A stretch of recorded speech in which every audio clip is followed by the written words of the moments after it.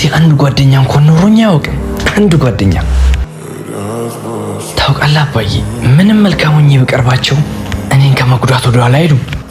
የኔ ልጅ ብልጥሁን ከልክ ያለፈ ደግነት ቁስልን ይጋብዛል። ትክክል፣ ቁስልን ይጋብዛል። ከዚህ በፊት እንደዚህ ሰግቼ አላውቅም። አቅሜ እየተዳከመ ነው። ትንሽ ጊዜ እንደቀረኝ ሳቅ በጣም መፍራት ጀምሬያለሁ። በዙሪያዬ ላይም የኔ የምላቸው ሰዎች ራቁኝ። አንድ እንስሳ እንኳን መጥቶ እንዴት ነው ብሎ አልጠየቀኝም። ቁጭ ብዬ ሞቴን እየተጠባበኩኝ ነው። የጫካው ነብር እጅጉን ታሞ ሞቱን እየተጠባበቀ ነው ተብሏል። ሁላችንም በየተራ ሄድን መጠየቅ ሳይኖርብን አይቀርም። ሁሉም እንስሳ አንድ በአንድ ሄደው ጠይቀውታል። እኔ ብቻ ነኝ ያልጠየቅኩት። ሄጄ ማዘኔታ ማሳየት አለብኝ። ኧረ እንደማየው ከሆነ ጓደኛዬ ብዙ ወዳጆችን አፍርቷል። ጓደኛዬ ለምን ውጭ ላይ ቆምክ? ለመጨረሻ ጊዜ እንኳን ገብታ አትጠይቀኝም እንዴ?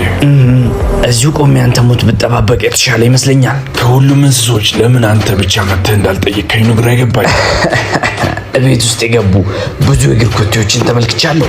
ነገር ግን የገባ የእግር ኮቴ እንጂ የወጣ የእግር ኮቴ አይታየኝም።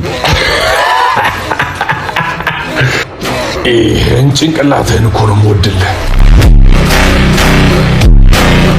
አንድ ነገር ውስጥ ከመግባታችን በፊት ዝቅ ብለን አሻራውን ማየት በጣም አስፈላጊ ነው ለማለት ነው። ቮቲንጋችን አሪፍ እየሄደ ነው።